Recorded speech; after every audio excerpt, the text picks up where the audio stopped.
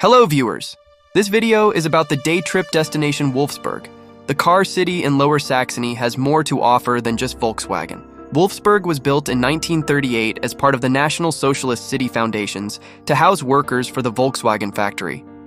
Today, the city is strongly influenced by the automotive industry. The main attraction is the Volkswagen AutoStadt. Here you can see modern and historical vehicles.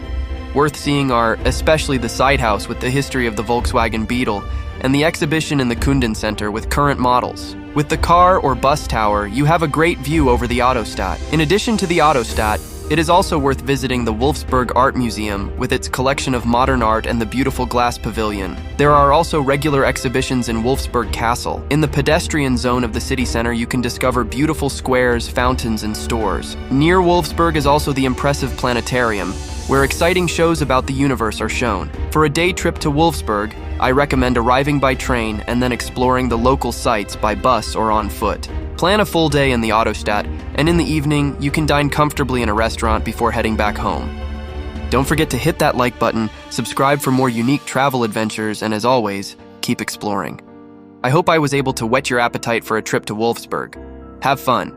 See you soon, and goodbye.